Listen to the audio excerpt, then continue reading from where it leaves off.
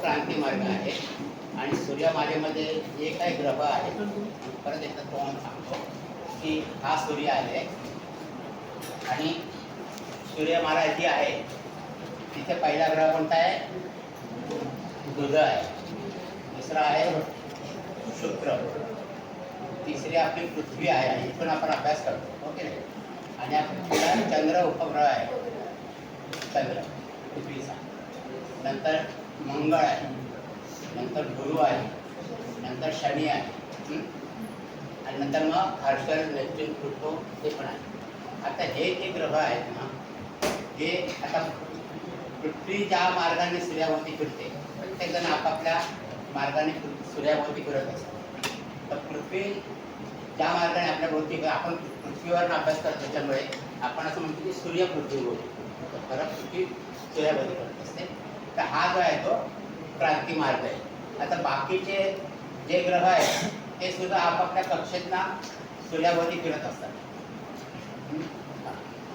आता ही पृथ्वीची जी कक्षा आहे त्याला आपण क्रांती मार्ग म्हणतो आणि ही जी प्रत्येक ग्रहाच्या कक्षा आहेत ती त्या त्या ग्रहांची निजवृत्त असं म्हणतो. तर त्या त्या ग्रहांचे मार्ग ते निजवृत्त असं म्हणतो. तर हे सगळे लंब गोलाकार मार्गाने सूर्याभोवती फिरत असतात सगळे ग्रह. आता याच्यापुढे पण सगळे हे एकमेकांना कुठेही स्पर्श करत नाही, आपापल्या मार्गाने फिरत असतात. आणि नंतर मग हर्षल, नेपच्यून, प्लुटो त्यांच्या पण कक्षा अशाच आहेत. आता ही पृथ्वी जी फिरते तो जो आपण क्रांती मार्ग धरला, क्रांती मार्ग, आणि हे जे ग्रहांची निजवृत्त आहेत ह्यांच्या त्या दोघांचं अंतर बघितलं ना, त्या सूर्यापासून इथे 7.5 अंश आणि इथे 7.5 अंश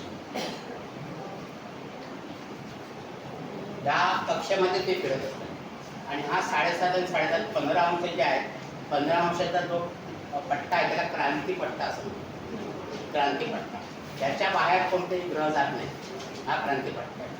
आणि आता आपण जो विचार करणार नक्षत्रांचा, त्याच्याकरता पण ह्या आकृतीचा तुम्हाला उपयोग होईल. तर आपण पाहिलं की पृथ्वी लंब गोलाकार मार्गाने सूर्याभोवती फिरते, लंब गोलाकार. आता गोलाकार मार्ग म्हणजे किती झालं? गोल वर्तुळ झालं. वर्तुळाचे किती अंश असतात एकंदर? 360 अंश असतात. वर्तुळाचे 360 अंश असतात. अंश आपण सांगितलं वरती 360 अंश. आता 360 अंशामध्ये आपण 12 काल्पनिक राशी धरल्या. त्याच्यामध्ये 12 काल्पनिक राशी आपण धरल्या. त्यामुळे 12 राशी धरल्या तर प्रत्येक राशी किती अंशाची आली आपली? 30 अंशाची एक राशी आहे, 30 अंशाची. पण आता हे जे लंब गोलाकार हे आहे मार्ग आहे, वर्तुळ आहे, त्याच्यामध्ये नक्षत्र आहेत, बरीचशी नक्षत्र. आणि नक्षत्र ही मुख्य आहे, राशी हा काल्पनिक आहे.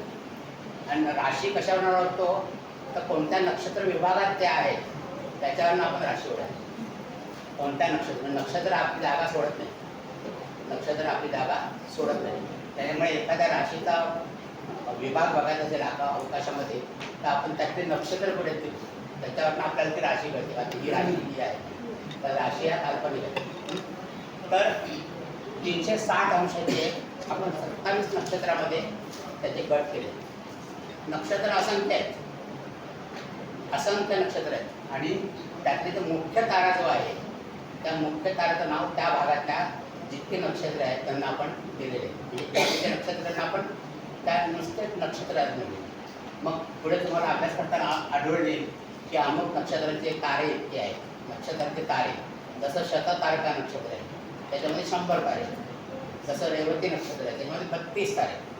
आता ते जसा सूक्ष्म अभ्यास तुम्ही कराल तसं त्या 32 ताऱ्यांचा पण तुम्ही काय काय परिणाम होतो तो पुढचा अभ्यास आहे, तो पुढचा अभ्यास आहे. आपलं काय आहे की 27 नक्षत्र जे आहेत ती आपण आयडेंटिफाय केलेली आहेत, 27 नक्षत्र.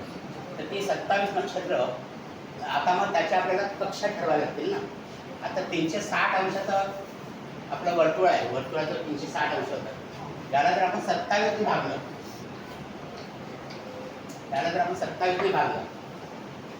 तर एक नक्षत्र किती अंशात आहे?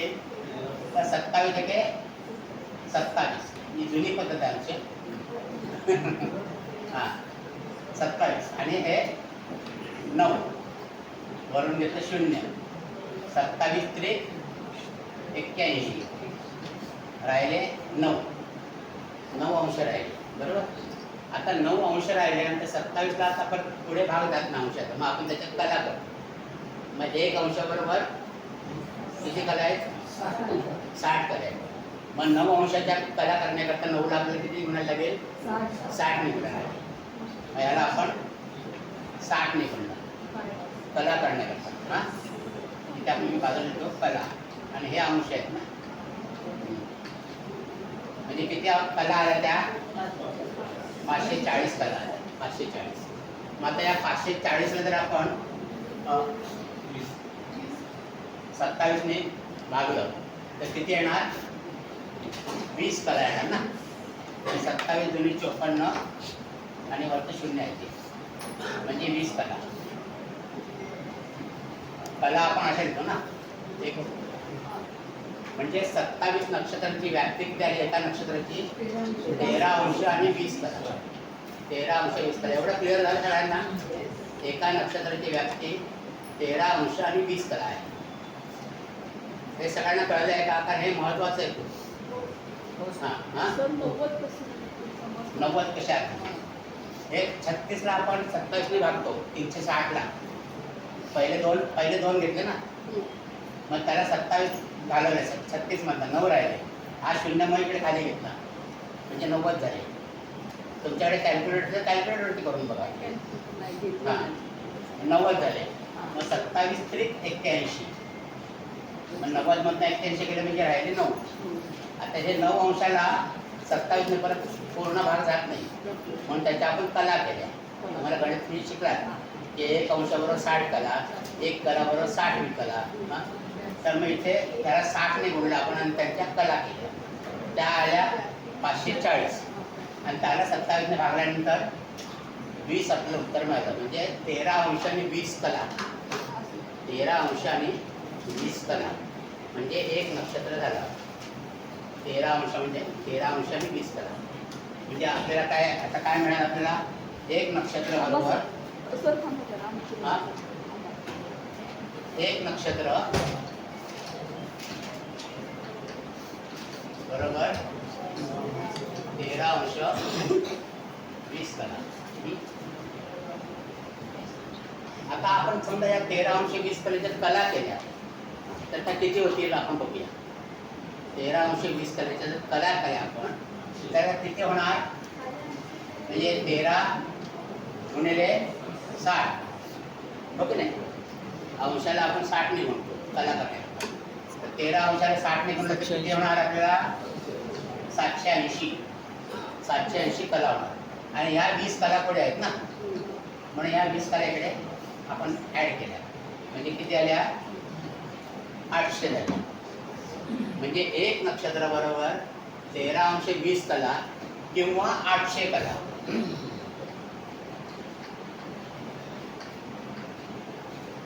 किंवा 800 कला. कारण या दोन्ही गोष्टींचा वापर तुम्हाला करायला लागणार. हां बरं. हां 13 अंश 20 कला बरोबर. हो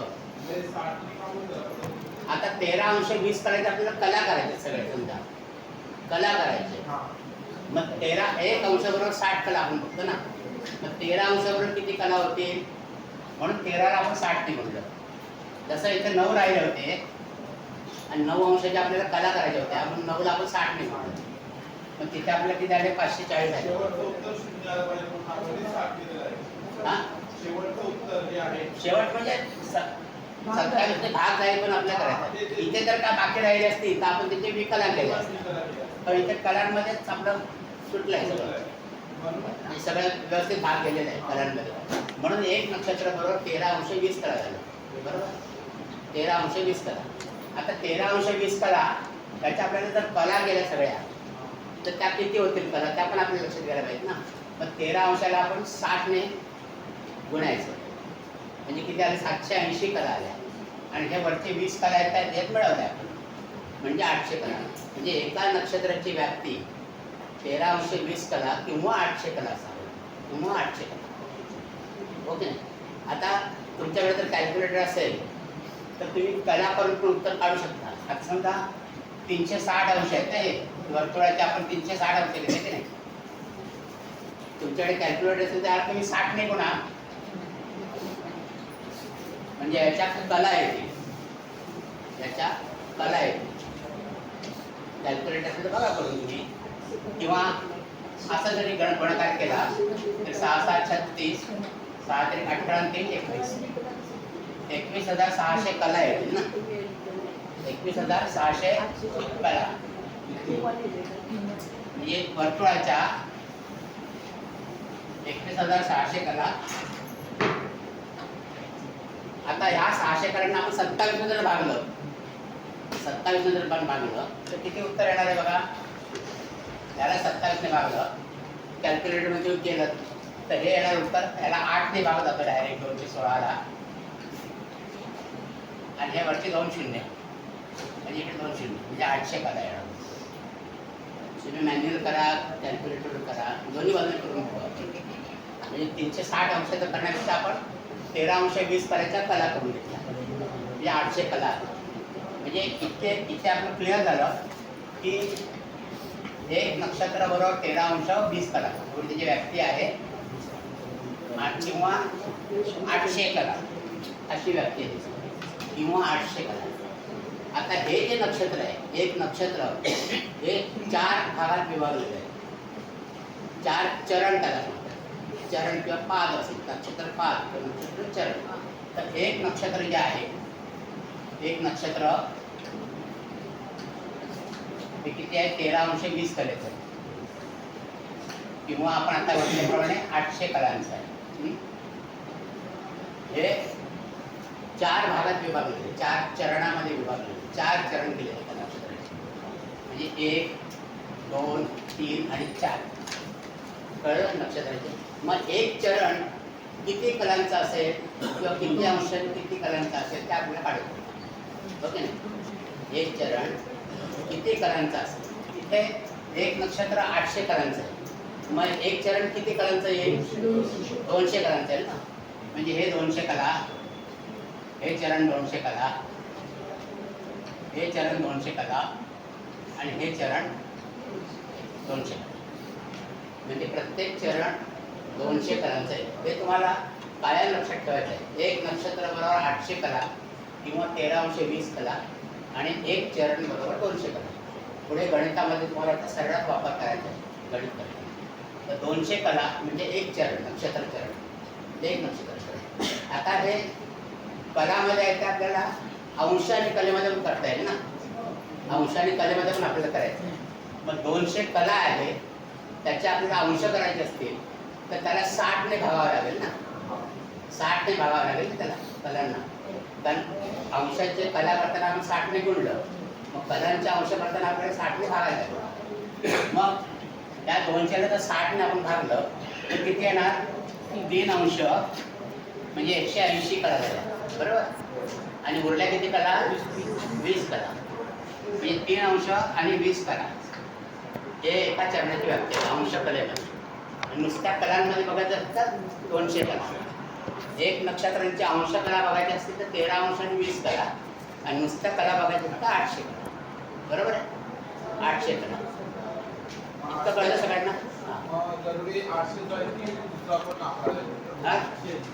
800 काय, 800 आकडा आहे नाही, हे कायम राहणार आहे. एक चरण म्हणजे 3/20 कला हे काय आहे, कायम राहणार. 200 कला आहे कायम राहणार. एक चरण म्हणजे एक चरण, एक नक्षत्र म्हणजे 13/20 कला कायम आहे, पूर्ण नक्षत्र. आणि किंवा त्याच्या 800 कला हे कायम आहे.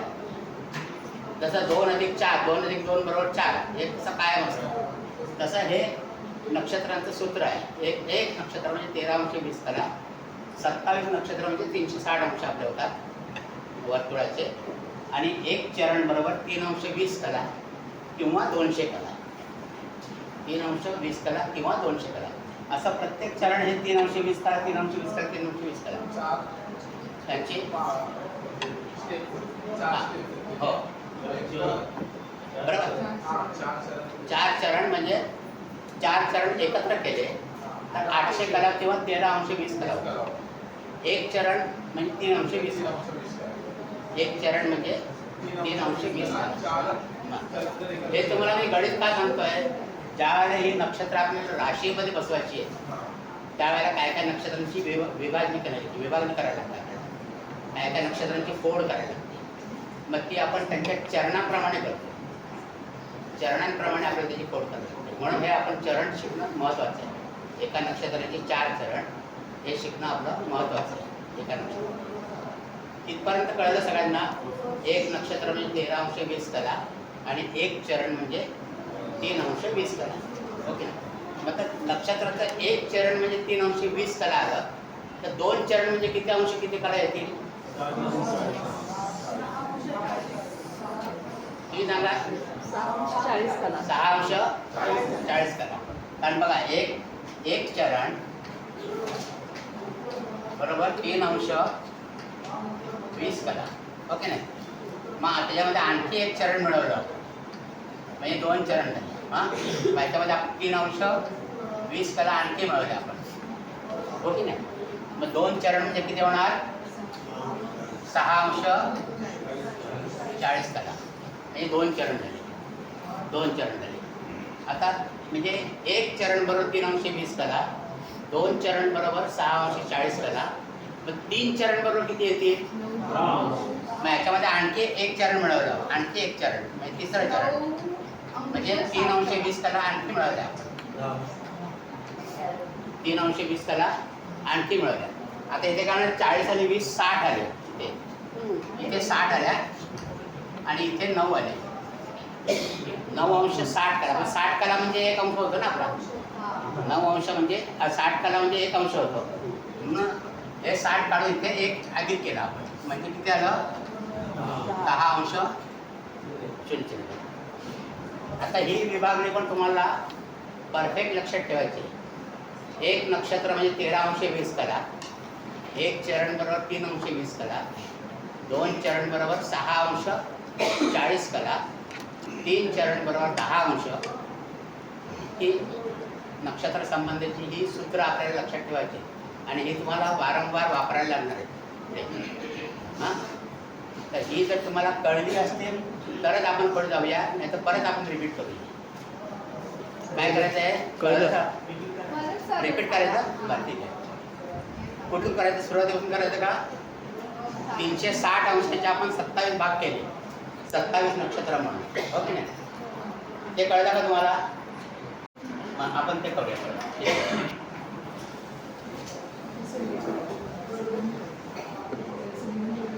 आपण पृथ्वीचा क्रांती मार्ग जो आपण बघितला असं वर्तुळाकार, लंब वर्तुळाकार आहे. आता वर्तुळ म्हणजे त्याचे किती अंश होतात? 360 अंश होतात. म्हणजे संपूर्ण वर्तुळाचे 360 अंश होतात. त्याच्या आपण 12 राशी केल्यात काल्पनिक, म्हणून एक राशी 30 अंशाच्या बरोबर. आता ह्या राशीमध्ये नक्षत्र जे आहे ती 27 नक्षत्र आपण घेतलेली. 27 अवकाशामध्ये बरेच नक्षत्र आहेत पण त्यातली मुख्य जे तारे आहेत, मुख्य नक्षत्र जे आहेत ती 27 आपण घेतलेली. 27 कारण ह्या क्रांतीपट्टा जो आहे 15 अंशाचा याच्यामध्ये ही नक्षत्र 27 महत्त्वाची आहेत, मुख्य नक्षत्र आहेत 27. त्या नक्षत्राच्या अंतर्गत आणखी छोटे छोटे नक्षत्र खूप आहेत पण मुख्य नक्षत्राचं नाव त्या समूहाला दिलेलं आहे. एका नक्षत्राच्या समूहामध्ये बरीचशी नक्षत्र असू शकतात. जसं आपण शिकणार प्रत्येक नक्षत्रामध्ये किती तारे आहेत तसं शततारका नक्षत्र जे आपलं आहे त्याच्यामध्ये 100 तारे आहेत. रेवती नक्षत्र त्यामध्ये 32 तारे आहेत. तर असा प्रत्येक नक्षत्राचा जो भाग आहे त्याच्यामध्ये मुख्य ताऱ्याशिवाय आणखी बरीच नक्षत्र आहेत पण त्या सगळ्यांचा एक गट झालेला आहे. त्यालाच आपण एक त्या गटाचं प्रमुख तारा आहे त्याचं नाव दिलेलं आहे असं नक्षत्राचं. आणि अशी आपण 27 नक्षत्र घेतलेले. 27. आता या 360 अंशामध्ये आपण 27 नक्षत्र बसवायचे आपल्याला. 360 अंशामध्ये मग एका नक्षत्राची व्याप्ती किती आहे तर म्हणून आपण या 360 अंशाला आपण 27 भागले असं करू. आता आपण 27 भागले 360 अंशाला म्हणजे किती भागाकार येईल तर इथे तुम्ही कॅल्क्युलेटरवर केलं तुम्हाला 13.3333 असा येईल बरं ना, 13.333 असं येतं. तर आपल्याला तसं न करता आपण मॅन्युअली केलं तर 13 अंश झाले इथे, 27ने भागलं तर इथे 13 अंश येतात आणि 9 अंश उरतात त्यातले. तर 9 अंश उरले तर त्याच्या आपल्याला कला करतो आपण, त्याच्या कला करतो आपण. मग त्या 9 अंशाच्या कला म्हणजे 60 त्याला गुणलं आपण तर 9×54 540 येतात. आता 540ला 27ने सरळ भाग जातोय, 20चा भाग जातोय ना, म्हणजे 13 अंश आणि 20 कला ही एका नक्षत्राची व्याप्ती झाली. 13 अंश आणि 20 कला ही एका नक्षत्राची व्याप्ती झाली. 13 अंश 20 कला. आता हे आपण अंश आणि कलेमध्ये काढलं आहे. हे तर आपण नुसतं कलामध्ये काढलं असतं, कला किती, तर 13 अंशाच्या आपल्याला कला करायला लागतात. 13 अंशाच्या कला किती होतील? 13 अंश गुणिले 60 ओके नाही, म्हणजे किती आले? 78, 780 येतं. त्याच्यामध्ये या 20 कला मिळवल्या आपण, अधिक 20 म्हणजे 800 कला येतात. म्हणजे एका नक्षत्राची व्याप्ती 800 कला, 13 अंश 20 कला किंवा 800 कला एवढी आहे. बरं, अंश कलेमध्ये काढलं तर 13 अंश आणि 20 कला, नुसत्या कलेमध्ये व्याप्ती काढली तर ते 800 कला येते. एवढं क्लिअर झालं. आता हे जे नक्षत्र आहे, प्रत्येक नक्षत्र हे 4 चरणामध्ये विभागलेले आहे. प्रत्येक नक्षत्र हे 4 चरण त्याचे केलेले, 4 चरणामध्ये विभागलेले आहे. तर एक नक्षत्र बरोबर 4 चरण, म्हणजे एक नक्षत्राची व्याप्ती जर आपण 800 कला घेतली बरोबर, तर मग एका चरणाची व्याप्ती किती येणार? त्याला 4ने भागलं म्हणजे 200 कला एक चरण, 200 कला एक चरण. ओके नाही. आता हे 200 कला आपण कलेमध्ये काढणं, हे आपल्याला परत कन्वर्ट करत असेल अंश आणि कलेमध्ये, अंश आणि कलेमध्ये आपल्याला घ्यायचं असेल तर 200 कलाला आपल्याला कितीने भागायला लागेल? 60ने भागायला लागेल. कारण एक 60 कला म्हणजे एक अंश होतं ना. मग ह्याला जर आपण 60ने भागलं तर किती येणार उत्तर? 6×18 3 अंश आणि 20 कला राहिलेत ना बाकीच्या, म्हणजे 3 अंश आणि 20 कला, म्हणजे एक चरण बरोबर 3 अंश आणि 20 कला किंवा 200 कला. ओके नाही, एवढं कळलं आता तुम्हाला सगळ्यांना. आता एक चरण बरोबर 3 अंश 20 कला, मग 2 चरण बरोबर किती होतील? तर याची दुप्पट करायची आपल्याला. ओके नाही, याची दुप्पट केली म्हणजे याच्यात आणखी 3 अंश 20 कला मिळवले म्हणजे 6 अंश आणि 40 कला एवढे होते. आणि 3 चरण जर आपल्याला काढायचे असतील तर 6 अंश 40 कलेमध्ये आणखी 3 अंश 20 कला मिळवायचे आपल्याला, म्हणजे 3 चरणांची व्याप्ती मिळेल ना. म्हणजे ती किती येणार? 3 अंश 20 कला याच्यात मिळवले तर इथे किती? 9 आणि इथे 60. पण ह्या 60 कला म्हणजे एक अंश झाला, म्हणून हे 60चा इकडे एक आला म्हणून 10 अंश आले. बरोबर. म्हणजे आता आपल्याकडे काय सूत्र मिळालं? आपल्याला सूत्र काय मिळालं इथे? तर एक नक्षत्रावर 13 अंश 20 कला. आता एक नक्षत्र बरोबर 4 चरण असं इथे घेऊया आपण, 4 चरण. ओके नाही, 4 चरण.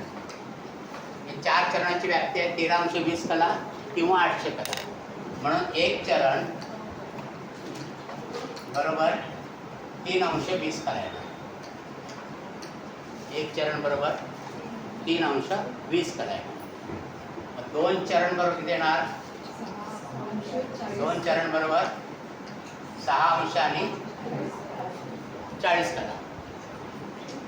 2 चरण बरोबर 6 अंश आणि 40 कला. 3 चरण बरोबर किती येणार? 10 अंश. बरोबर. म्हणजे ही सगळी सूत्र आपल्याला मिळाली. 4 चरण म्हणजे 13 अंश 20 कला आहेत आपल्याला माहिती. म्हणजे ही आहे का आता ही विभागणी किंवा ही सूत्र आपण का लक्षात घेतली? तर एक राशी आहे ती 30 अंशाची आहे आणि त्या राशीमध्ये आपल्याला ही नक्षत्र बसवायची. त्या राशींमध्ये ही नक्षत्र आपल्याला बसवायची त्या राशींमध्ये. त्याच्यामुळे मग एखाद्या कुठेतरी नक्षत्राची आपल्याला विभाजन करायला लागणार आहे. पूर्ण नक्षत्र येणार नाही. पूर्ण 3 नक्षत्र घेतली ती किती होणार बघा, 40 अंश होतात. 3 नक्षत्र पूर्ण घेतले तर 40 अंश होतात ना बघा. 13 अंश 20 कलेचं 1 नक्षत्र. हां, अशी 3 नक्षत्र पूर्ण घेतले आपण तर किती होणार, 13 × 1 = 39 आणि इथे 60, म्हणजेच हे 60 इकडे आले म्हणजे 40 अंश झाले. हे 40 अंश झाले. आणि जर 2 नक्षत्र पूर्ण घेतली तर किती होणार आहे, 26 अंश आणि 40 कला होणार आहे. 26 अंश 40 कला. आणि आपली एक राशी आहे 30 अंशाची, हो की नाही. म्हणजे त्या राशीमध्ये 2 नक्षत्रापेक्षा जास्त भाग आहेत आणि 3 नक्षत्रापेक्षा कमी होतो.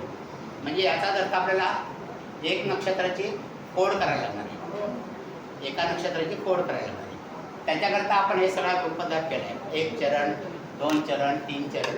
एका नक्षत्राचे 4 भाग घेतले त्याला आपण नक्षत्र चरण किंवा नक्षत्र पाद असं आपण म्हणू. नक्षत्र चरण किंवा नक्षत्र पाद असं आपण म्हणू. इतकं गणित सगळ्यांच्या लक्षात आलं का?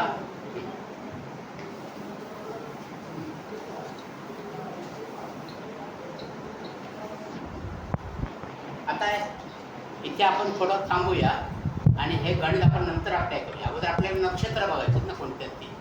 अगोदर आपल्याला नक्षत्र बघायला लागतात कोणते. आणि 27 नक्षत्र होणार का पाठ तुमची? 27 नक्षत्र पाठ होणार का? होती सर. माझी पाठ झाली तुमची होणार का? कारण मी आमच्या वर्गात सगळ्या विद्यार्थी. तर नक्षत्र पाठ करताना मी ओळीने पाठ नाही केली. ओळीने पाठ केली. त्याच्याऐवजी आम्ही एक मंत्र तयार केला. तो मंत्र असा होता के शू र च म रा गु श आणि गु. तुम्हाला दिसत नाही तिकडे गु आहे इकडे. के शू र च म रा गु श. हा मंत्र जर तुम्ही पाठ केलात तर तुमचं पंचांग अर्ध झालं तयार. हां, आता हे केशू रचम काय आहे, ही सगळी ग्रहांची नाव आहेत, त्यांच्या अध्यक्षर आहेत. केतू, शुक्र, रवी, चंद्र, मंगळ, राहू, गुरु, शनी आणि बुध.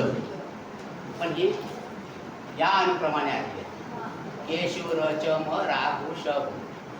आता हे मंत्र आपल्याला, या मंत्राची मोडतोड करून आपल्याला पुढची सगळी गणितं करायची.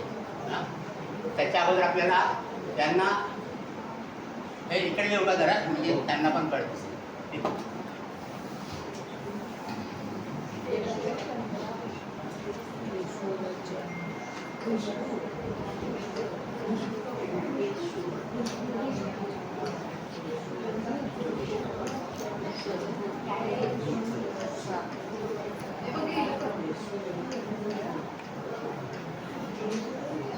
केशुरचम रागु श. हा आपण मंत्र लिहिला.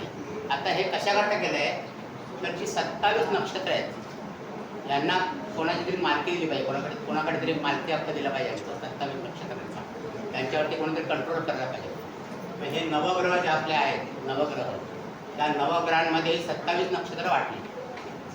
म्हणजे एका ग्रहाच्या अंमलाखाली किती नक्षत्र येतील? 3 नक्षत्र येतील ना. 27 नक्षत्र नवग्रहांमध्ये वाटप केलं आपण त्यांचं. म्हणजे एका नक्षत्रामध्ये, एका ग्रहाच्या अंमलाखाली 3 नक्षत्र येतील. तर तुम्ही आता ती नक्षत्र आपण याप्रमाणे लिहायचं. ओळीने पाठ करायला गेलं तर तुमचा लवकर पाठ होणार नाही. त्याच्याऐवजी आपण त्यांना आता यांना नाव, नंबर देऊया. 1, 2, 3, 4, 5, 6, 7, 8 आणि 9 असं आपण त्यांना नंबर दिला. या नंबराचं पण प्रयोजन तुम्हाला सांगणार काय. आता पंचांग तुमच्याकडे सगळे असेल ना. आता उडू नका तुम्ही, नंतर बघा. आता जी नक्षत्र आहेत 27 नक्षत्र त्यांची नावं मी आता लिहिणार आहे. पण मी अशी ओळीने न लिहिता एका एका ग्रहाच्या अंमलाखाली जी नक्षत्र ती लिहिणार आहे, ती नक्षत्र लिहिणार आहे. तर आता केतू ग्रह जर घेतला आपण तर तिथे अश्विनी, मघा आणि मूळ ही 3 नक्षत्र जी आहेत ही केतू ग्रहाच्या अंमलाखाली कुमारकाशी हे लक्षात आहे. अश्विनी, मघा आणि मूळ हे 3 नक्षत्र केतू ग्रहाच्या अंमलाखाली. मग तुम्हाला पाठ करताना अश्विनी, मघा, मूळ केतूचे नक्षत्र असंच पाठ करायचं. नंतर शुक्राची भरणी, पूर्वा फाल्गुनी आणि पूर्वाषाढा. दिसतंय ना अक्षर सगळ्यांना? पूर्वाषाढा. हां, पूर्वाषाढा, पूर्वा आषाढा, पूषाढा. पूर्व म्हणजे पूर्व, पूर्वा फाल्गुनी आणि पूर्वाषाढा ही शुक्राची नक्षत्र आहे.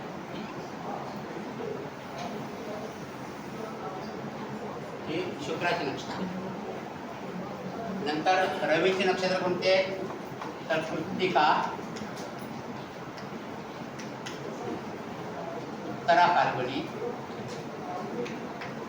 आणि उत्तराषाढा ही रवीचे नक्षत्र. रवी ग्रहाच्या अंमलाखाली ही नक्षत्र आहेत. कृत्तिका, उत्तरा फाल्गुनी आणि उत्तराषाढा.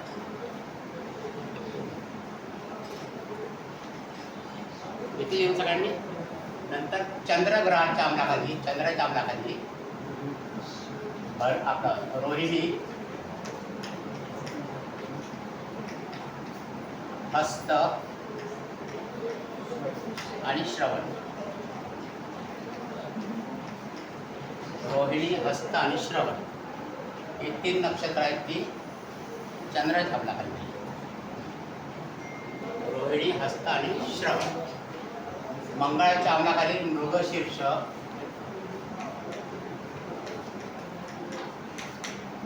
चित्रा आणि धनिष्ठा.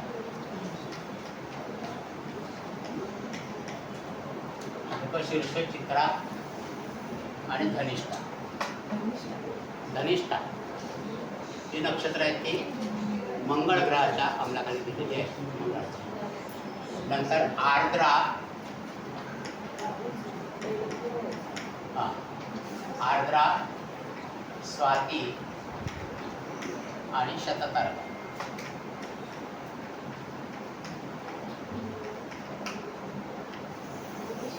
ही राहूच्या अंमलाखाली. आर्द्रा, स्वाती आणि शततारका ही राहूच्या अंमलाखाली. नंतर पुनर्वसू, विशाखा आणि पूर्व भाद्रपद. पूर्व भाद्रपद मी शॉर्ट लिहिलंय. पूर्व भाद्रपद असं लिहिलं. पूर्व भाद्रपद ही गुरुच्या अंमलाखाली नक्षत्र. नंतर शनीच्या अंमलाखाली पुष्य, अनुराधा आणि उत्तरा भाद्रपद.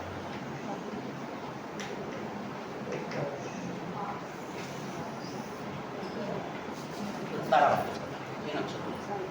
आणि बुधाच्या अंमलाखाली ती आश्लेषा, ज्येष्ठा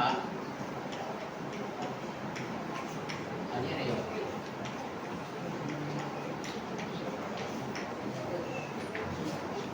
आश्लेषा, ज्येष्ठा आणि रेवती.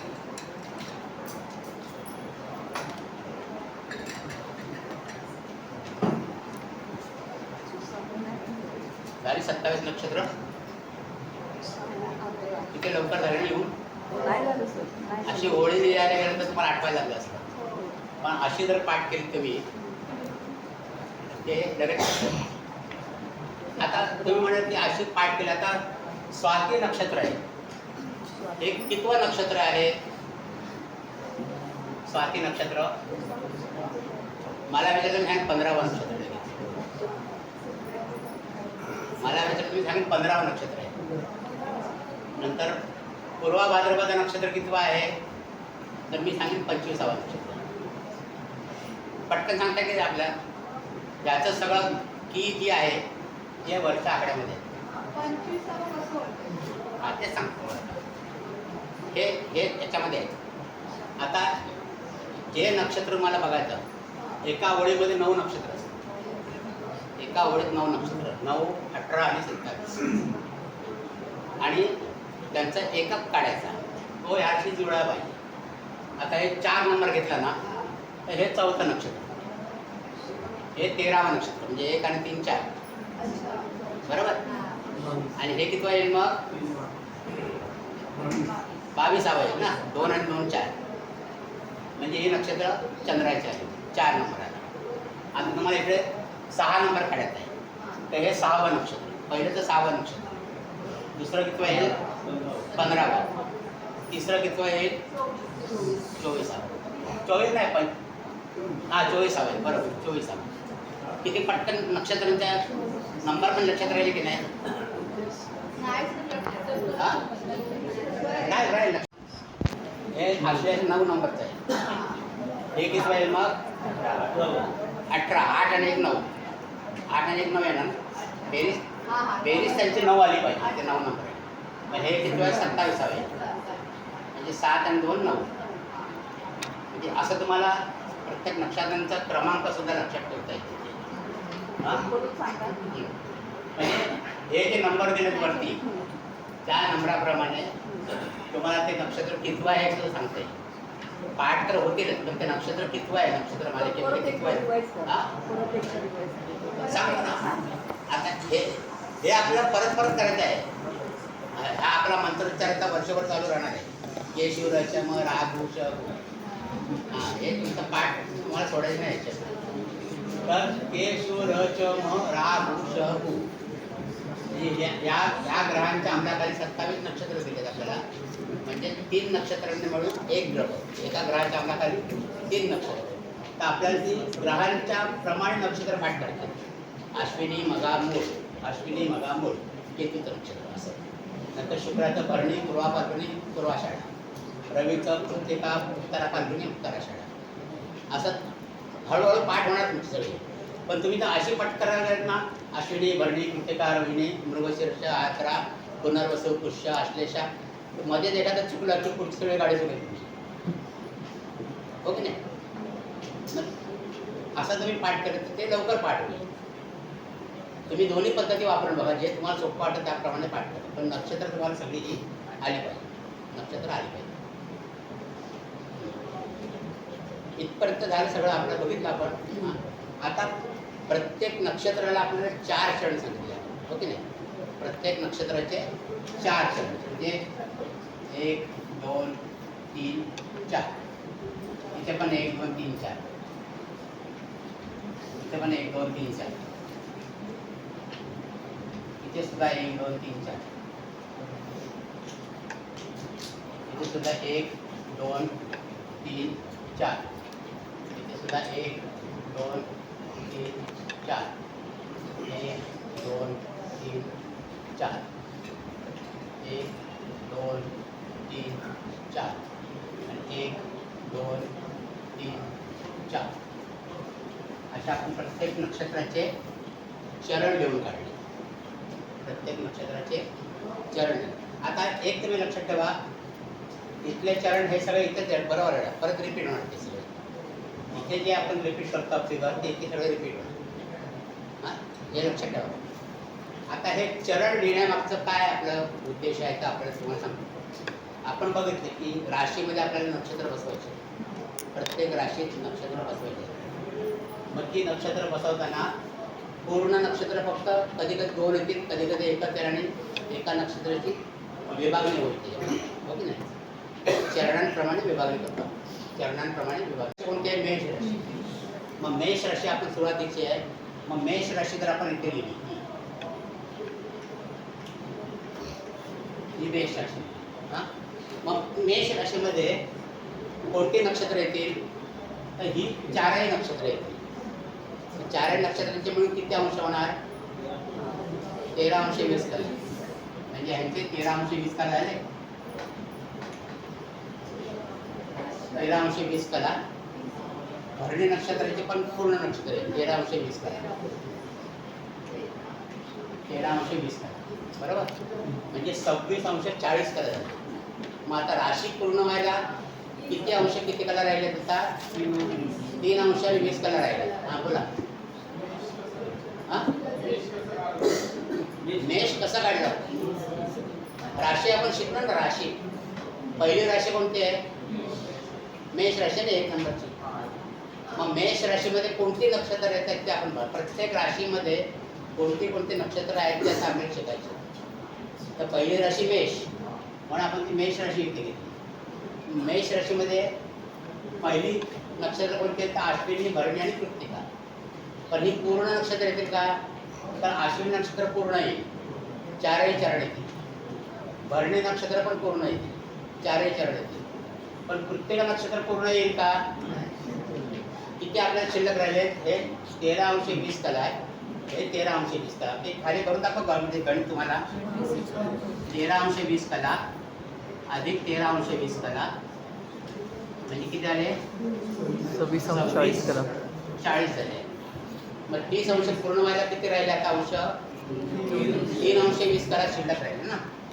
आणि 3 अंश 20 कला. 3 अंश 20 कला म्हणजे काय? आपण घेतलं होतं एक चरण घेतलं होतं ना. 3 अंश 20 कला लक्षात आहे का? आता आपण शिकलो ते. आता 2 नक्षत्र पूर्ण म्हणजे 26 अंश आणि 40 कला झाली. आणि एक राशी पूर्ण व्हायला आपल्याला 30 अंशाची राशी आपली. म्हणजे मग पुढच्या नक्षत्रातलं आपल्याला एक चरण इकडे घ्यावं लागेल या राशीमध्ये. एवढं कळलं सगळ्यांना? एक नक्षत्र 13 अंश 20 करायचं आणि एक चरण 3 अंश 20 करायचं. मग अशी आपण घेतली विभागणी. एक नक्षत्र 13 अंश 20 करा, एक चरण 3 अंश 20 करा. मग इथे 2 नक्षत्र पूर्ण आहेत, मग त्यांचे चारही चरण येणार. चारही चरण मेष राशीमध्ये येणार. आणि कृत्तिका जे नक्षत्र आहे त्यातलं फक्त एक कृत्तिका नक्षत्र फक्त एक चरण केलं. एक चरण म्हणजे 3 अंश 20 करायचं. म्हणजे ही मेष राशी आपली पूर्ण झाली की नाही? 30 अंशाची. एवढं कळलं सगळ्यांना? मेष बोला.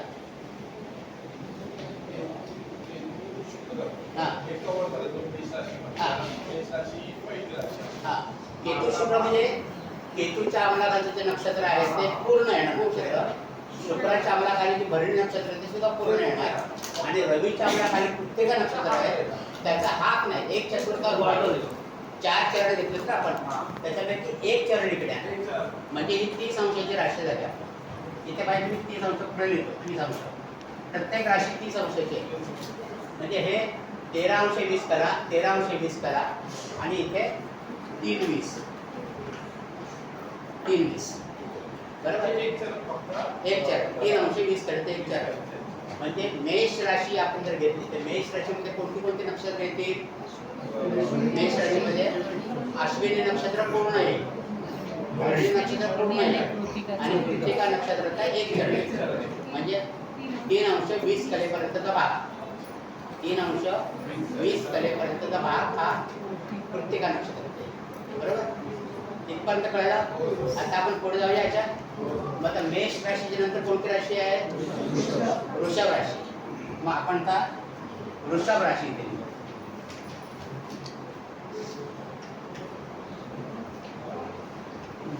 आता वृषभ राशी पण 30 अंशाची आहे. प्रत्येक राशी 30 अंशाची आहे ना. वृषभ राशी पण 30 अंशाची आहे. मग आता आपल्याकडे कृत्तिका नक्षत्रातले किती अंश शिल्लक आहे? 3 चरण शिल्लक. किती अंश शिल्लक आहेत? 10 अंश. म्हणजे याचे 10 अंश शिल्लक आहेत. अंतिम वरती 10 अंश शिल्लक. म्हणजे याची विभागणी कशी आहे? 10 अंश आणि 3 अंश 20 करा. म्हणजे 13 अंश 20 कला आहे. दोघांची बेरीज 13 अंश 20 करते. म्हणजे कृत्तिका नक्षत्राचे 10 अंश आपण वृषभ राशीमध्ये घेतले बरोबर. मग रोहिणी नक्षत्राचे 13 अंश 20 कला पूर्ण घेऊ आपण. 13 अंश 20 कला पूर्ण घेऊ आपण रोहिणी नक्षत्र. म्हणजे किती आले 23 अंशाने 20 कला झाले. 23 अंशाने 20 कला झाले. म्हणजे आता किती शिल्लक राहील आपल्याकडे 6.5 कला. 6 अंश 40 कला. कळतं का सगळ्यांना की परत खाली करू ह्याचं? आता ह्याचा बघा पहिले 10 अंश आपण घेतले ना. सर ते 10 अंश कसे घेतले ते नाही समजलं. कुठले 10 अंश कसे? आता बघा हे प्रत्येक नक्षत्र 13 अंश 20 करायचं की नाही. हो आता हे प्रत्येक नक्षत्र पण 13 अंश 20 करायचं. बरोबर. पण या प्रत्येक नक्षत्रातला एक चरण जो आहे तो आपण मेष राशी करता वापरले नाही. मेष राशी करता आपण वापरले ना. मग प्रत्येक नक्षत्रामध्ये किती चरण राहिले? 3 चरण. तीन चरण किंवा 10 अंश राहिले. मग ते 10 अंश आपल्याला वृषभ राशीमध्ये वापरायचे. ते 10 अंश आपण वृषभ राशी. वृषभ राशीमध्ये वापरले. म्हणून हे 10 अंश प्रत्येक नक्षत्राचे घेतले. नंतर रोहिणी नक्षत्राचे 13 अंश 20 कला घेतले. म्हणजे किती झाले 23 अंश 20 कला झाले.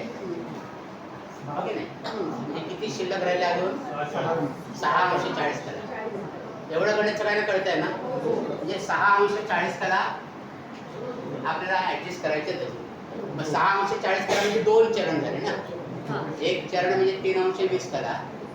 6 अंश 40 कला म्हणजे 2 चरण झाले. 2 चरण बरोबर. मग हे 2 चरण आपल्याला मृगशीर्ष नक्षत्राचे घ्यायला लागतील. 2 चरण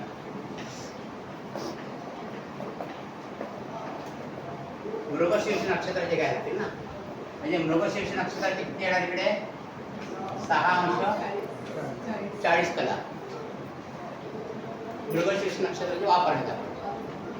म्हणजे वृषभ राशीमध्ये आपण प्रत्येक नक्षत्राचे 10 अंश वापरले. नंतर रोहिणी नक्षत्र पूर्ण वापरलं आपण. आता जर तुम्हाला नाही कळलं आपण परत परत रिपीट करणार आहोत. काय काळजी करू नका तुम्ही. हे परत परत तुम्हाला कळणार सगळं आणि तुमच्या डोक्यात बसल्याशिवाय मी पुढे जाणार नाही. तर रोहिणी नक्षत्राचे 13 अंश 20 कला म्हणजे 13 अंश 20 कला जे 10 अंश म्हणजे 23 अंश 20 कला झाले. मग उरले किती 6 अंश 40 कला ते आपण मृगशीर्ष नक्षत्रामधनं घेतले. मृगशीर्ष नक्षत्रामधनं म्हणजे ही राशी आपली तिथे पूर्ण झाली वृषभ राशी. मग आता मृगशीर्ष नक्षत्राचे 6 अंश 40 कला आपण घेतले. मग किती राहिले त्या नक्षत्रात उरले किती आता 6 अंश 40 कला. 2 चरण घेतले 2 चरण उरलेत ना. 2 चरण घेतले तुम्ही 2 चरण उरले म्हणजे 6 अंश 40 कला इथे उरलेत आपले. म्हणजे ह्या 13 अंश 20 कलाची फोड आपण कशी केली 3 अंश 20 कला आणि 10 अंश. ह्या 13 अंश 20 कलाची फोड कशी केली आपण 6 40 6 40 6 40 आणि 6 40. मग आता पुढची राशी कोणती आपली मिथुन. पुढची राशी आहे मिथुन. ही सुद्धा 30 अंशाची राशी आहे ना मिथुन राशी. मृगशीर्ष नक्षत्र किती अंशापर्यंत असेल? मृगशीर्ष नक्षत्र किती अंशापर्यंत असेल? 6:40 पर्यंत असेल ना. म्हणजे इथे 6:40 पर्यंत मृगशीर्ष नक्षत्र असेल. 6 अंश 40 कलेपर्यंत मृगशीर्ष नक्षत्र असेल. त्याच्या पुढचा कोणतं नक्षत्र आहे आर्द्रा. ते पूर्ण नक्षत्र असेल. हे पूर्ण नक्षत्र असेल ना. आणि 13 अंश 20 कला 13-20 म्हणजे हे 13-20 त्याच्यावरती म्हणजे किती आले एकंदर 20 अंश मिळाले. कळलं. 6 अंश 40 कला मृगशीर्ष नक्षत्राच्या नंतर 13 अंश 20 कला आर्द्रा नक्षत्राच्या. हो की नाही आर्द्रा नक्षत्राच्या म्हणजे 20 कला झाल्या. म्हणजे आता मिथुन राशी पूर्ण व्हायला आपल्याला किती अंश पाहिजे 10 अंश पाहिजे. 10 अंश म्हणजे किती चरण लागतील आपल्याला 3 चरण लागतील. मग ते 3 चरण आपल्याला पुनर्वसु नक्षत्रामध्ये घ्यायला लागेल. हो की नाही. मग ते 3 चरण जे आहे ते आपल्याला पुनर्वसु नक्षत्रामध्ये घ्यायला लागेल. म्हणजे पुनर्वसु नक्षत्रामध्ये आपण किती घेतले 10 अंश घेतले. म्हणजे मग ही मिथुन राशी पूर्ण झाली 30 अंशाची. कारण बघा 30 अंश पूर्ण करायला आपल्याला एका नक्षत्राची मोडतोड करायला लागते. ओके. सगळेच नक्षत्र पूर्ण येत नाही. मग त्याची विभागणी कशी करायची ते आपण इथे बघतो. इथे पहिल्या नक्षत्र आपण कुठलं मोजवर गेलं आहे? कृत्तिका. म्हणजे रवीच्या अंमलाखालची जी नक्षत्र आहेत त्यांची विभागणी होते. नंतर मंगळाच्या अंमलाखालची जी नक्षत्र आहेत त्यांची विभागणी होते आणि गुरुच्या अंमलाखालची नक्षत्र आहेत त्यांची विभागणी होते. बाकीच्या सगळे नक्षत्र पूर्ण येतात, एवढ्या येतात. बघा आता मिथुनला हे झालं. हां, आता 10 अंश इकडे आपण वापरले पुनर्वसू नक्षत्राची. पुढची राशी कोणती आहे? कर्क. कर्क ही सुद्धा 30 अंशाची आहे. 30 अंशामध्ये पुनर्वसू नक्षत्राचे 10 अंश आपण वापरायचे. म्हणजे किती उरले त्याच्यातले? 3 अंश 20 कला उरले. एक चरण उरले ना, 3 अंश 20 कला उरले. 3 अंश 20 कला उरले पुनर्वसू नक्षत्राचे. मग पुष्य नक्षत्राचे पूर्ण नक्षत्र आहे. 13 अंश 20 कलाचा पूर्ण नक्षत्र आहे. हां, म्हणजे 3 अंश 20 कला आणि 13 अंश 20 कला म्हणजे किती झाले?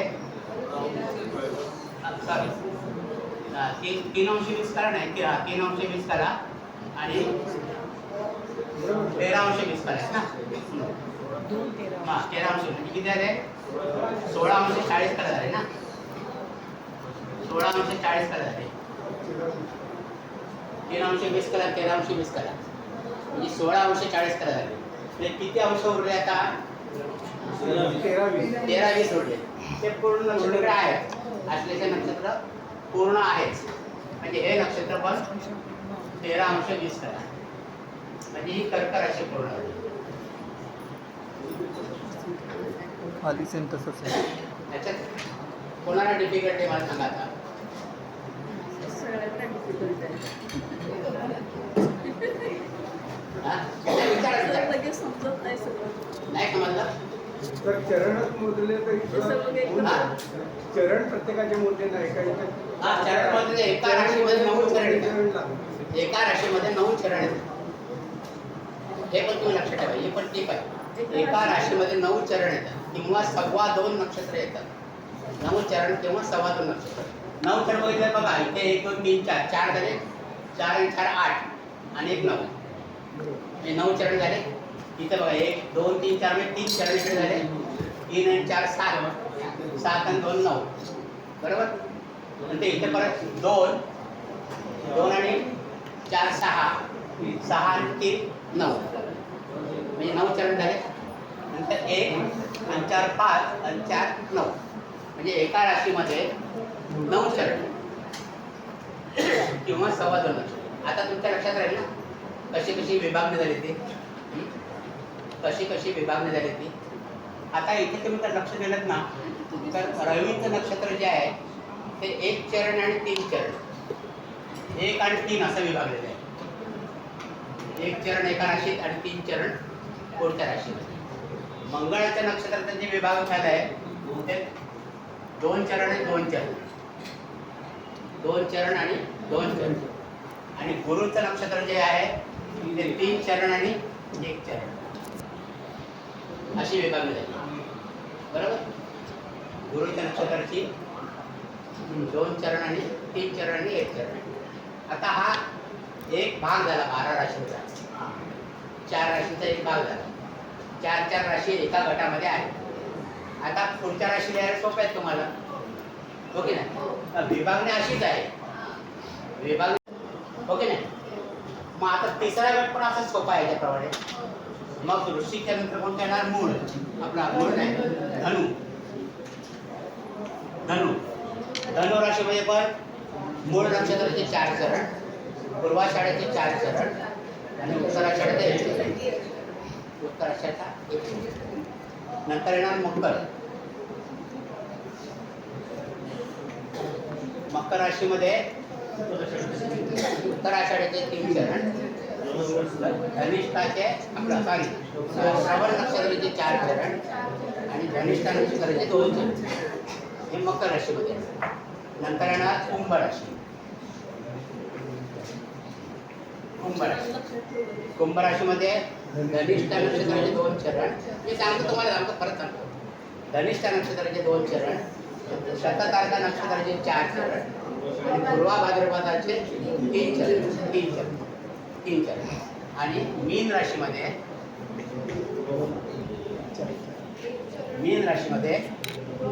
पूर्वा भाद्रपदाचा 1 चरण, उत्तरा भाद्रपदाचे 4 चरण आणि रेवतीचे 4 चरण. बरोबर? म्हणजे किती सोपं झालं ना 12 राशींमध्ये विभाजन. एकदा तुम्ही अशी टेबल लिहून घेतलं ना की पुढचं सगळं सोपं आहे. तर एक राशीमध्ये नक्षत्रांचे ते तुमच्या लक्षात राहणार नाही. असं तुमच्या लक्षात एक गट झाले तयार, एक गट तयार झाले, हो की नाही? आता एका गटामध्ये 3 राशी आली बघा. मेष सिंह धनु, मेष सिंह धनु, नंतर वृषभ कन्या मकर, नंतर मिथुन तुळ आणि कुंभ आणि कर्क वृश्चिक आणि मीन. याच्यामध्ये सगळ्या नक्षत्र चरण त्या तिन्ही राशीमध्ये सारखेच येतात. तिन्ही राशीमध्ये सारखेच येतात. बरोबर? हां हां. आता आपण आणखी वेगळ्या पद्धतीने जरा मांडून घ्या.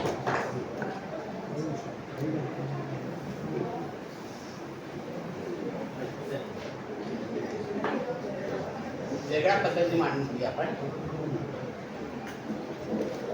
आता मेष सिंह आणि धनु म्हणजे राशी क्रमांक कोणते आहेत? 1, 5 आणि 9 हे एका गटामध्ये येतात. 1, 5, 9 आणि याच्यामध्ये नक्षत्रांचे चरण कसे येतात? तर 4 अधिक 4 अधिक 1, 4, 4, 1. बरोबर? म्हणजे हे 4 चरण, हे 4 चरण, हा 1 चरण. म्हणजे हा जो गट झाला 1, 5, 9 राशींचा, 1, 5, 9 राशींचा हा गट झाला. दुसरा गट कोणता होईल? 2, 6 आणि 10. 2, 6 आणि 10. तर ह्या गटामध्ये कसे चरण येणार? 3 अधिक 4 अधिक 2. बरोबर? सावकाश बघा, हरकत नाही, आपण परत करू. 3, 4 आणि 2 म्हणजे सॉरी 3. एका नक्षत्राचे 3 चरण उरलेल्या, नंतर 4 चरण पूर्ण आणि मग तिसऱ्या नक्षत्राचे 2 चरण. म्हणजे अशी विभागणी होईल त्यांची. नंतरचा गट कोणता आहे? 3, 7 आणि 11. 3, 7 आणि 11. याच्यामध्ये कसं होणार? 2 अधिक 4 अधिक 3 असे नक्षत्र चरण येतात. 2 अधिक 4 अधिक 3 असे नक्षत्र चरण. बरोबर? आणि शेवटचा गट कोणता येणार आहे? 4, 8 आणि 12. याच्यामध्ये कसं येणार आहे? 1 अधिक 4 अधिक 4 1, 4, 4 1 अधिक 4 अधिक 4 असं त्याच्यामध्ये येणार. 1 अधिक 4 अधिक 4. म्हणजे आता तुम्हाला गट जर तयार केले 1, 5, 9, 2, 6, 10, 3, 7, 11 आणि 4, 8, 12 हे गट सुद्धा तुम्हाला परत परत येणार आहेत.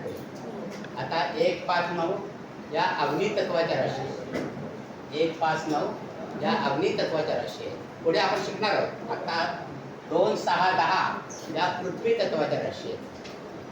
ही जी तत्व आहेत ज्योतिषशास्त्रामध्ये, अग्नी तत्व, पृथ्वी तत्व, वायू तत्व आणि जल तत्व, ह्या ज्या 3 राशी आहेत 3, 7, 11 या वायू तत्वाच्या राशी आहेत. या वायू तत्वाच्या राशी आहेत आणि 4, 8, 12 या जलतत्वाच्या राशी आहेत. जलतत्व राशी. आता तुम्ही असं सुद्धा पाठ करू शकता. अग्नी तत्वाच्या राशीमध्ये 4, 4, 1 अग्नी तत्वाच्या राशीमध्ये 4, 4, 1 अशी नक्षत्रांची विभागणी आहे. म्हणजे 2 नक्षत्र पूर्ण आहेत.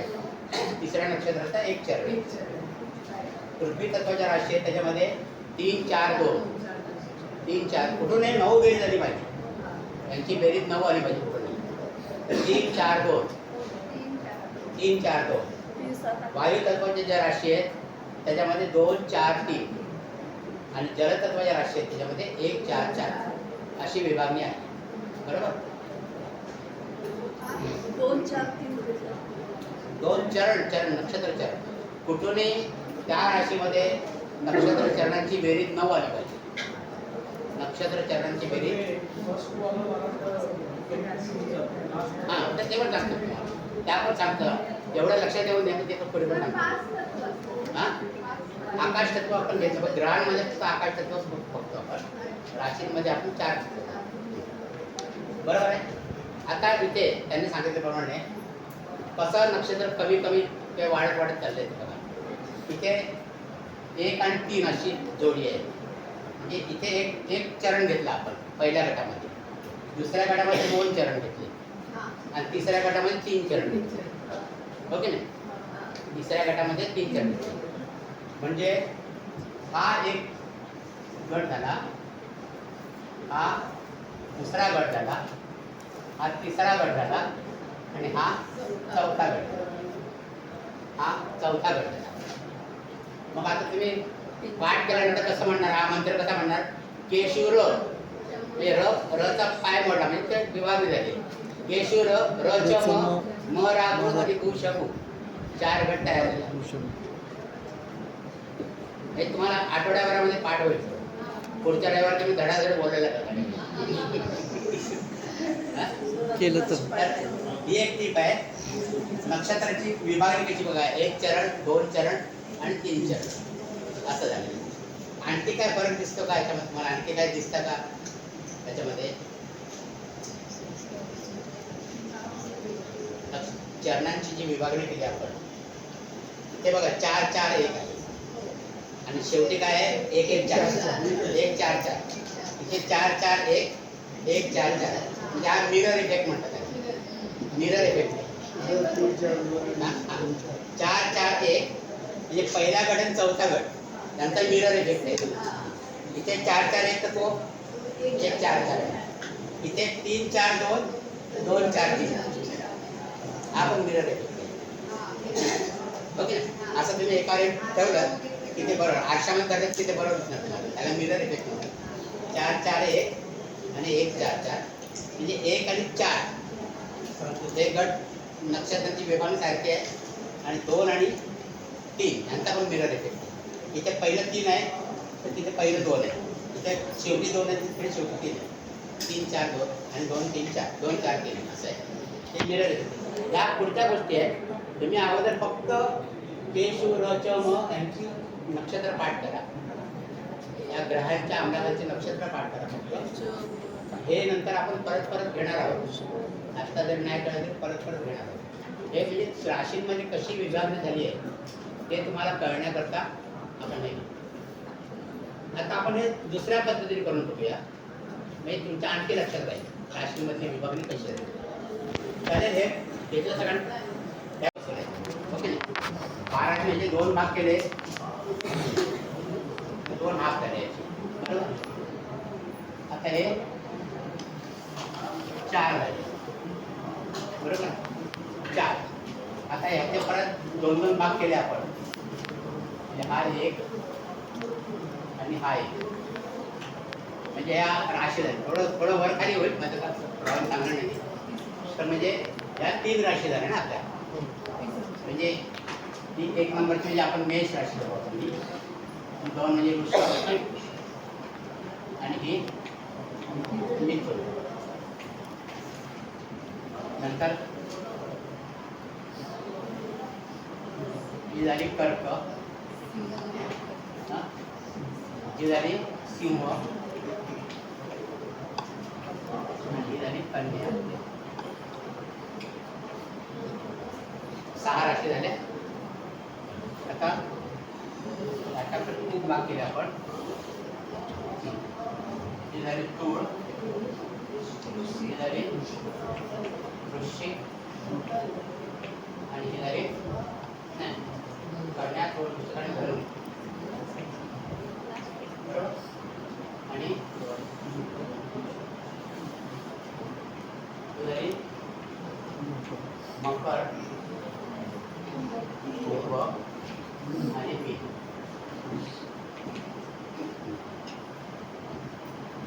म्हणजे 12 राशी आपण गोलार्धात मांडून घेतले. ते क्रांती मग असे आपण टेबल टाईप मांडतो. आता आपण वर्तुळ टाईप मांडूया.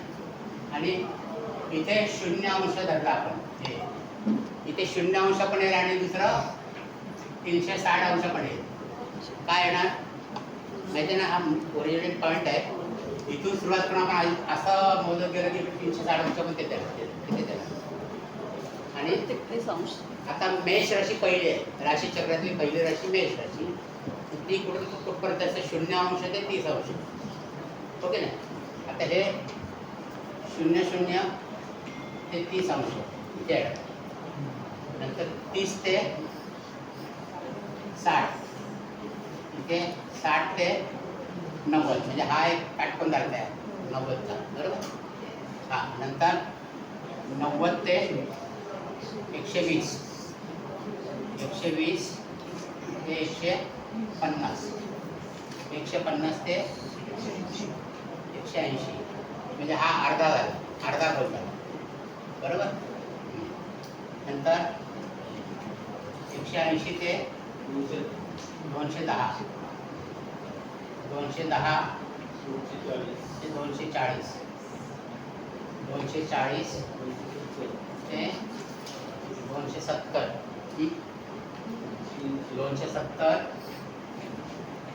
ते 300,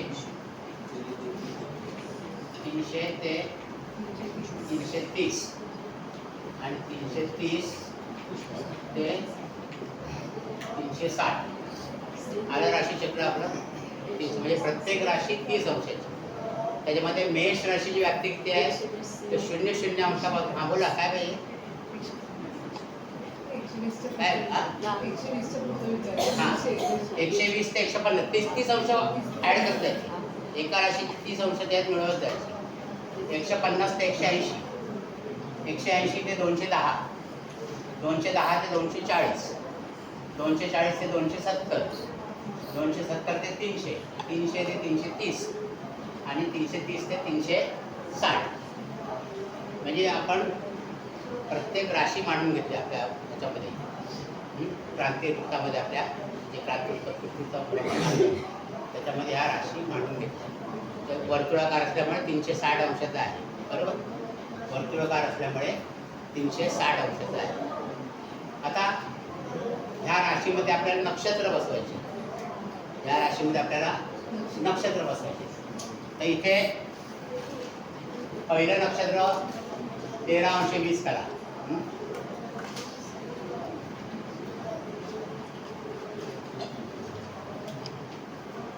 म्हणजे 00 अंश ते 13-20, 00 पासून 13-20 पर्यंत. हे कोणतं नक्षत्र आहे तिथे अश्विनी नक्षत्र आहे, बरोबर. अश्विनी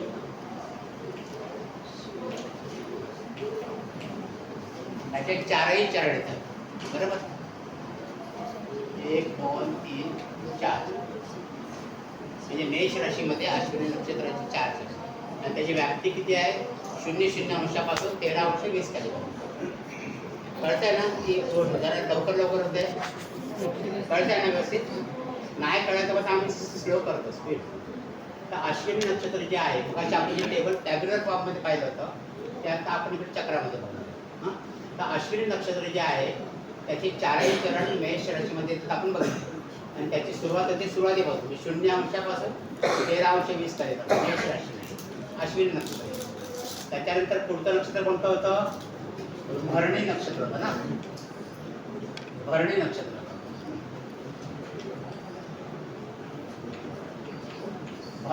होतं. त्याच्या पण 4ही चरण इकडे आले आणि त्याची सुरुवात आहे 26-40, 13 अंश 20 कलेपासून 26 अंश 40 कले. असं लिहू की पुन्हा 13 अंश 20 कला लिहू पूर्ण नक्षत्र. म्हणजे 4 चरण म्हणजे पूर्ण नक्षत्र आहे, हो की नाही. म्हणजे 13 अंश 20 कलेपर्यंत अश्विनी नक्षत्र आहे मेष राशीमध्ये.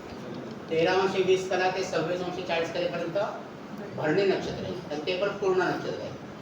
नंतर येणार आहे आपल्याकडे कृत्तिका नक्षत्र.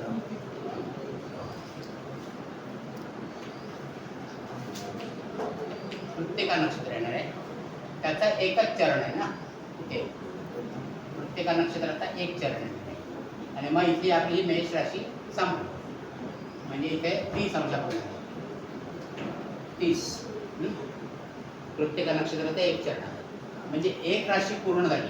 बरं, आता एक राशीमधली नक्षत्र आपण मगाशी जी पाहिली होती, अश्विनी, भरणी आणि प्रत्येक नक्षत्रात एक चरण, ते आपल्याला इकडे दिसत आहे. प्रत्येक नक्षत्रात एक चरण ते दिसते. इथपर्यंत कळलं. मेष राशीची विभागणी कळली. मी परत सांगू, मेष राशीची विभागणी कळली का? हा, म्हणजे मेष राशीमध्ये जी 9 चरण येतात ते असे आहेत बघा. ते 4 चरण, 4 4 8 आणि 1 9, 9 चरण किंवा 2.25 नक्षत्र. आणि ती नक्षत्र कोणती आहेत?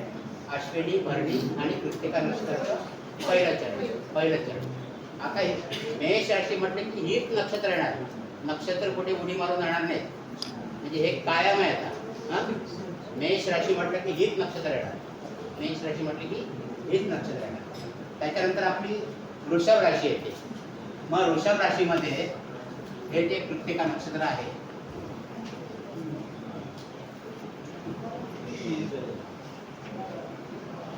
कृत्तिका नक्षत्र जे आहे ह्याचे एक चरण इकडे घेतलं.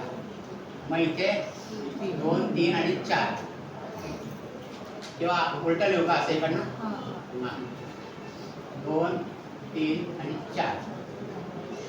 म्हणजे इथे किती होणार? 30 अंश ते 40 अंशापर्यंत 10 अंश झाले नाही. 30 अंश ते 40 अंशापर्यंत प्रत्येकाने 3 चरण आहेत त्यामध्ये. प्रत्येकाने दुसरं चरण, तिसरं चरण आणि चौथं चरण. मग त्याच्यानंतर कोणतं नक्षत्र येणार? रोहिणी.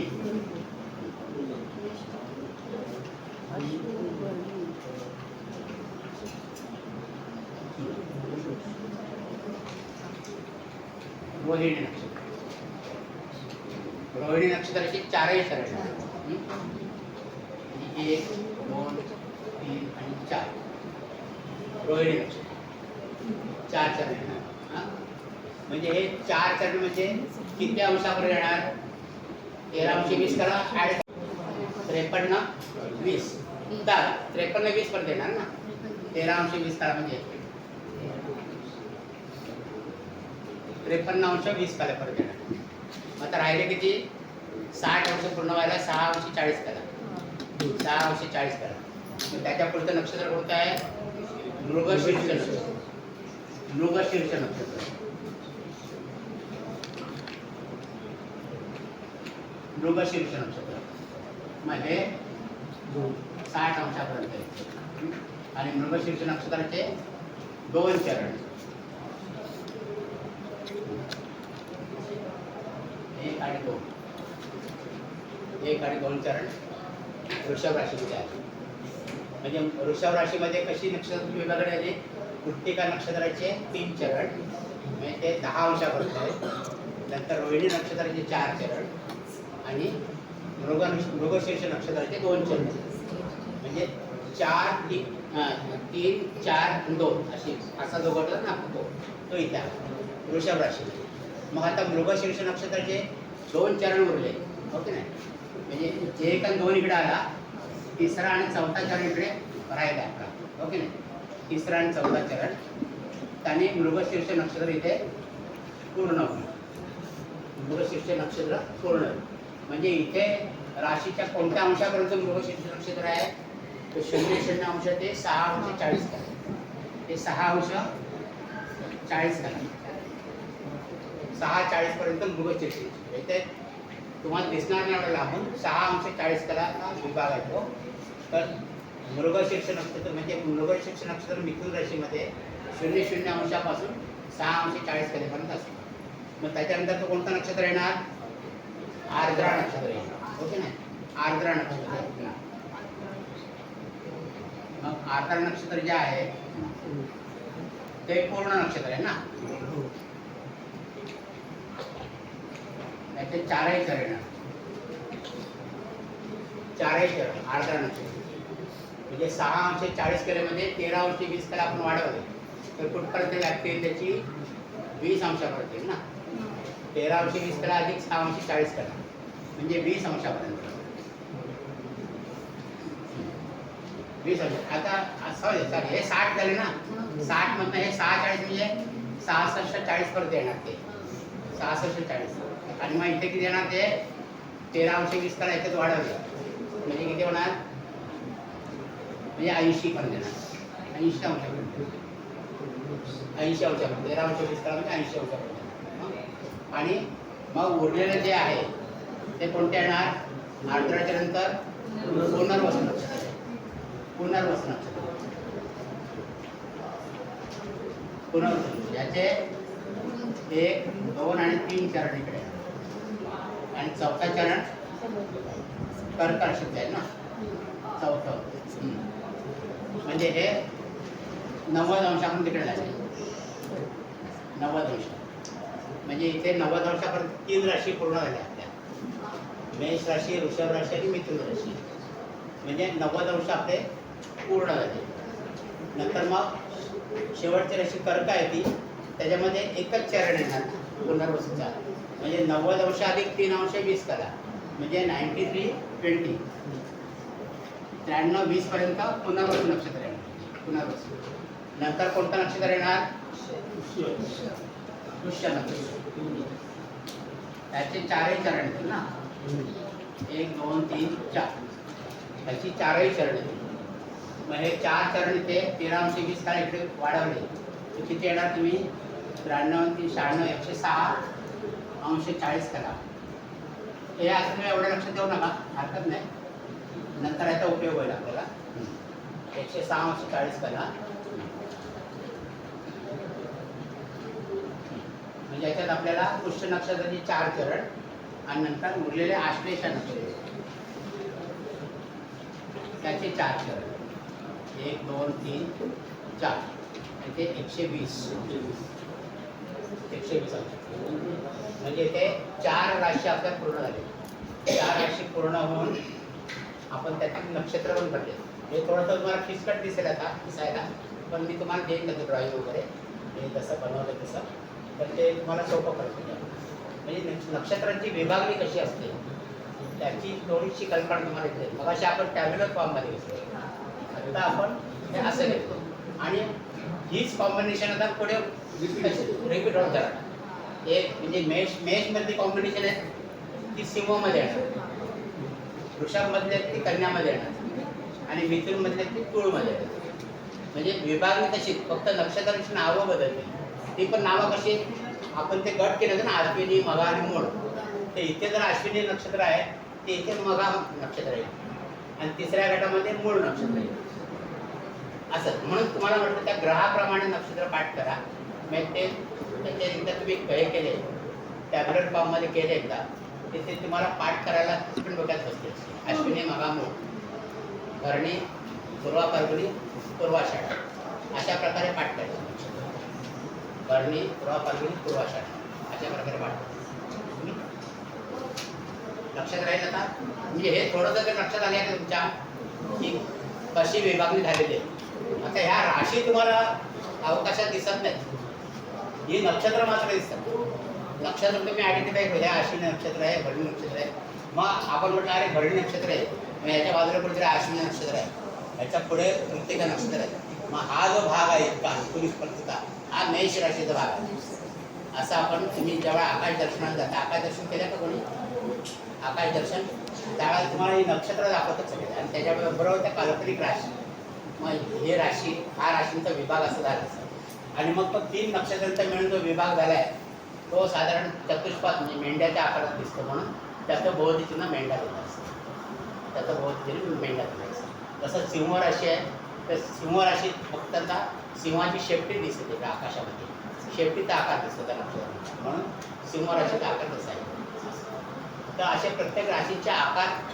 ठरवलेत ना तर कसे आहेत ते त्याच्याप्रमाणे त्याची भोवतीचिन्ह तशी दिली आपण या राशींची माहिती घेऊ तर त्याची भोवतीचिन्ह पण काढू तर आता हे जे टेबल आहे मगाचं जे आपण टेबल घेतलं होतं ते टेबल हे टेबल याच्यामध्ये तुम्हाला थोडीशी कल्पना दिसेल कोणत्या राशीमध्ये कोणते नक्षत्र येतात ओके ना कोणत्या राशीमध्ये कोणते नक्षत्र येतात आता आपण तिसऱ्या प्रकारे लिहून काढू म्हणजे तुमचं पक्क होईल ते चालेल ना असा एक गट आहे ना 1 5 आणि 9 1 5 आणि 9 या राशींचा एक गट आहे ना आता मेष राशीमध्ये अश्विनी भरणी आणि कृत्तिका ही नक्षत्र आहेत ना. कृत्तिका त्याच्यामध्ये अश्विनी नक्षत्राचे 4 चरण आहेत, भरणीचे 4 आहेत आणि आता 1 चरण अश्विनी नक्षत्रामध्ये मेष राशी बरोबर. मग सिंह राशीमध्ये कोणते येणार? हा? नाही, सिंह राशीमध्ये मघा नक्षत्र. कृत्तिका इथे खाली येईल नंतर. मघा, हा, पूर्वा फाल्गुनी आणि पूर्वाषाढा. पूर्वाषाढा म्हणजे या गटामध्ये 4 प्रकार नक्षत्र येणार फक्त. म्हणून तुम्हाला म्हटलं की ग्रहांप्रमाणे नक्षत्र पाठ करा. इथे इथे मी असा लिहू, केतू, शुक्र आणि इथे रवी. दुसरं नक्षत्र मघाचे 4 चरण, पूर्वा फाल्गुनी 4 चरण आणि पूर्वाषाढा 1 चरण. हा उत्तरा फाल्गुन आहे. सॉरी मघा, हा सॉरी मघा, पूर्वा फाल्गुनी आणि उत्तरा फाल्गुनी बरोबर. तुम्हाला जमलंय म्हणजे सगळं. पूर्वा फाल्गुनी, उत्तरा फाल्गुनी, रवी तर उत्तरा फाल्गुनी म्हणजे 4 चरण. आणि धनुराशीमध्ये कोणते येणार? अश्विनी, मघा, मूळ आणि इथे पूर्वाषाढा आणि इथे उत्तराषाढा.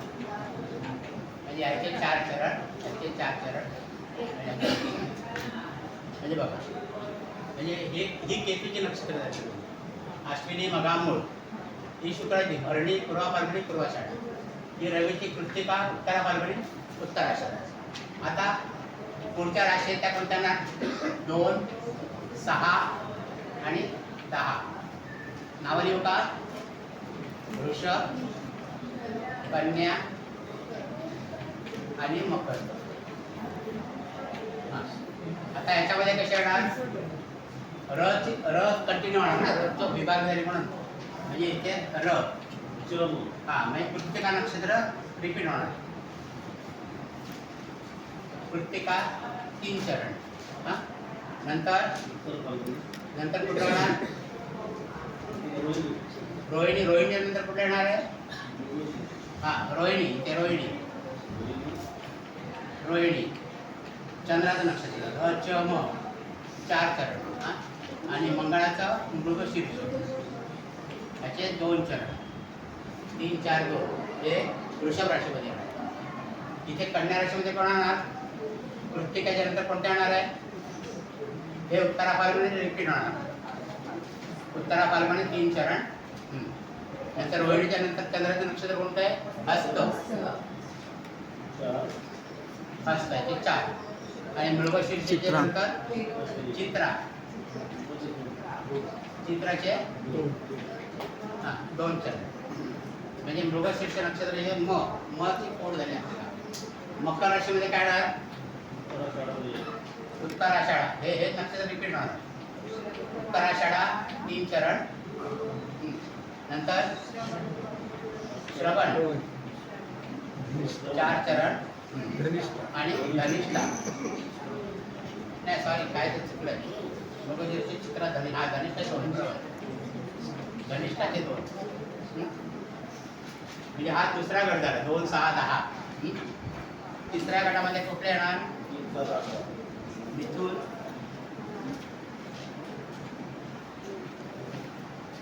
तूळ आणि कुंभ. आता इथे मृगशीर्ष म्हणून इथे मृगशीर्ष येणार मंगळाचंच. ओके नाही? मृगशीर्ष नक्षत्र 2 राहिले म्हणजे 2. हा नंतर आता सरळ लिहूया. मृगशीर्ष इथे चित्रा, चित्राचे 2 आणि इथे धनिष्ठाचे 2. हा म्हणजे मंगळाचे नक्षत्र पूर्ण झाले. नंतर म राहू, राहूचं आर्द्रा 4. नंतर स्वाती 4 आणि शततारका 4 आणि गुरुचं नक्षत्र परत विभागणी. पुनर्वसू नंतर विशाखा,